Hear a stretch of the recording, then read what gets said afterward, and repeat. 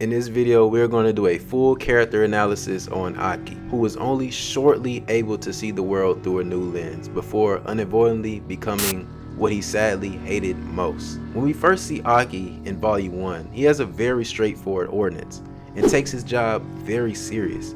He comes off as hostile towards Denji, taking him to an alleyway and getting into a fight because he didn't believe Denji was taking his job seriously, and he was correct. Aki has lost endless comrades and seamlessly he just wanted to protect Denji. Fast forwarding to chapter 11, you can kind of see how Aki resents devils, stating that devils always want humans to die. It's the same for Devil Man, which he says this with an intense look on his face, and states even further with the same face, I'm not sure why, but you seem willing to support devils. A few pages later, he meets Power, who is a fiend, which goes against his character, but he puts his bias aside, albeit somewhat hostilely, states, we'll use anything we can, be it devils or devil men, but an enemy is still an op. You're just one more tool to use. I have no intention of making friends. Then a chapter later, we get a very sad depiction of the tragedy of the Gun Devil disaster from his perspective. It started with him wanting to play with his younger brother. The two boys then ventured outside, but it becomes apparent that at first, Aki didn't want to play, but soon the unfortunate happened. Aki tells his younger brother to get gloves from the house because if his younger brother catches a cold, he is going to get an earful.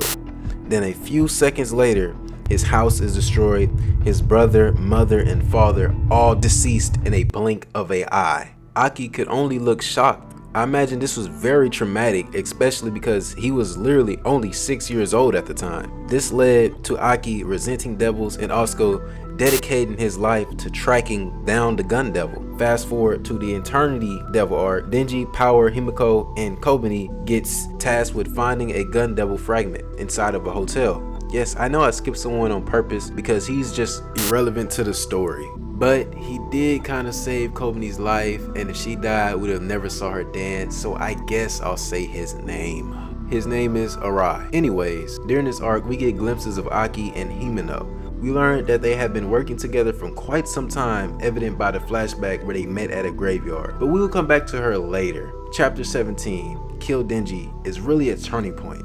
It starts off with the Eternity Devil demanding that Special Division 4 kill Denji and give him his heart. In exchange, he lets them live. Kobani and Arai begins to hold Denji down. Kobani also has a knife and is preparing to stab Denji and collect his dog tag. But out of nowhere, Aki appears and jumps in front of the knife, getting stabbed himself to protect Denji. At this point in time, he doesn't fully respect Denji, but also shows how ambitious he is towards killing the Gun Devil. Denji is the thing he hates entirely the most, but it's the fact that Denji also wants to kill the Gun Devil, and he knows he cannot do it alone. He even puts more emphasis by saying, even if I have to shorten my lifespan, I won't let you kill Denji. Now earlier I said something regarding Himeno. Arguably the closest person to Aki truly wanted to protect Aki. Seeing how many comrades she lost, also being told by her master Kishibe, the devil hunters that the demon fear are the ones with a few screw loose. So basically the people who can eat hot Cheeto mac and cheese can solo this whole verse. Y'all some different type of demons when it comes to screw looses. If you eat that shit with a smile on your face, you must be the reincarnation of the Joker. But anyways, back on topic. Himeno knows sooner or later Aki is going to make it to the Gun Devil.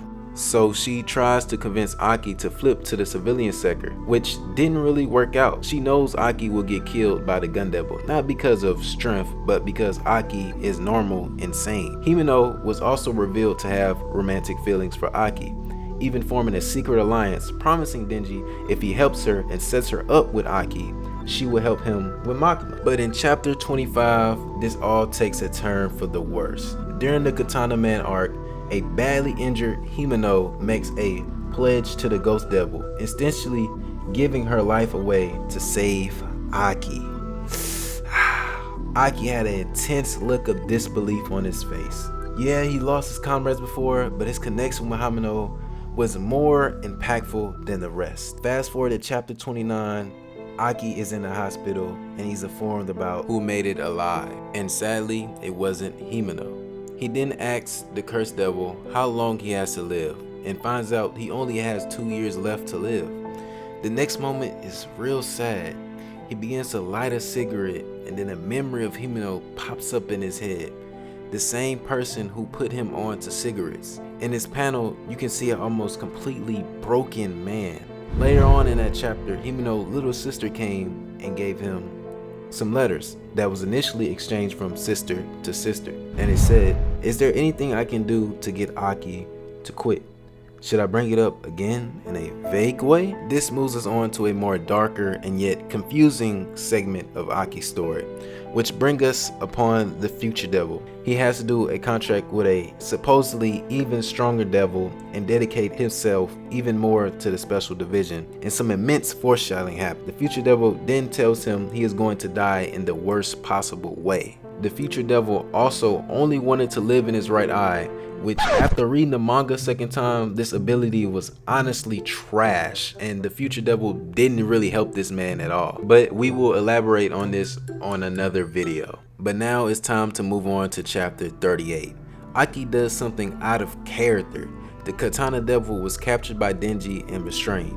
Denji then proposes taking turns kicking him in his balls, which Aki agrees. Normally Aki would have just captured him. Also, knowing how professional his character is, albeit subtle, from this panel you can see him stepping out of his stoic shell. He's really enjoying himself. This is actually the first time I've seen this man smile in the whole story. I'm being dead ass, besides the later chapters that's about to come up. This leads us to his relationship with the angel devil. Chapter 50. The angel devil is about to get swallowed up by the typhoon devil, and it seems like the angel devil is about to die, but Aki grabs his hand, which you don't know or remember. If you touch the angel devil, he takes away part of your lifespan, which caused him to lose 2 months of his lifespan. But truly, Aki can't take the pain of losing people anymore. This Aki has become way more charismatic. Also, I like to apply my own headcanon. In the Bomb Devil arc, he realized not all devils are bad, which moves us on to the Darkness Devil. Chapter 65. The Darkness Devil is one-shotting all his comrades. He sees power on the ground and has a flashback of Himeno. This shows he also sees power in a new light, more than just a fiend. Her death would actually cause impact to him. But chapter 72 is where everything changes. Aki goes to visit his family grave, and Denji also went along with him as well. Once they went home, Aki said every year when he visited the grave, he remembers nothing but bad things. It was depressing. But then he also states, with this time, you guys were such pests, I didn't have time to get lost in that depression. I think Aki was trying to be expressive, but he really didn't know how to. A couple pages afterwards, he meets with Captain Kashibi, and shockingly, he tells him he wants Division 4 to withdraw from the mission to kill the Gun Devil. This shocked Kashibi, because Aki, of all people saying this, is crazy.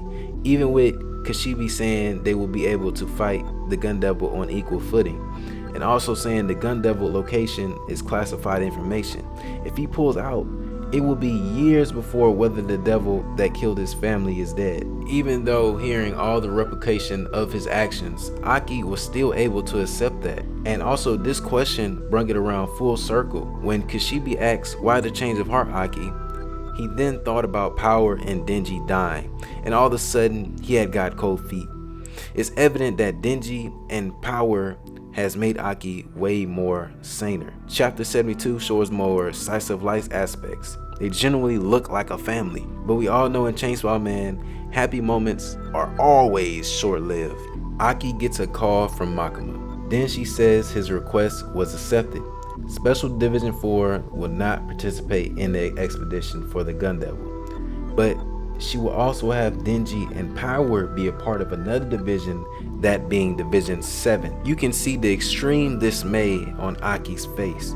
You can tell he really doesn't want this to happen. Out of concern for Power and Denji, Aki also asks can he participate. It's just amazing writing. Aki effectively sees himself kind of like a big brother to Power and Denji. It's a complete 360. He is no longer super stoic as he used to be. He has something to go home to and protect. This leads us to the absolute darkest and sad aspects of the Gun Devil arc. It's been revealed the Gun Devil has been defeated a long time ago, but other countries have got a hold of his pieces. The mission now has changed to capturing the Gun Devil from other countries. Later on, the future devil showed him his future, a future that he cannot change, a future where him and Power and Denji will be killed brutally. And after that, the devil that's feared by all devils shall appear, which is highly implied to be the Chainsaw Man. Chapter 74. Angel Devil asks Aki, why doesn't he run away from this place so Chainsaw Man doesn't kill you? Aki responds and says he has Denji, Power, and Makima. As to why he likes Makima, I'm assuming Makima used her powers on him in the past, because he can't even recall the reason why he likes Makima. Then suddenly they see Makima on the beach, which she's not even really supposed to be there. He told Makima all he wants is for Denji and Power to be able to live and be happy, but he knows he isn't strong enough. He pleaded to Makima to lend him power, no matter what devil or contract, which sadly led him right into Makima's trap. Shortly after the Gun Devil attacks, which it pushes us into the most iconic panel. Suddenly, Denji and Power hear the doorbell ring. They was informed by Makima that the Gun Devil appeared and they weren't able to kill it completely. It then took over a dead body and escaped. Makima informs him that the Gun Fiend is the one ringing the doorbell.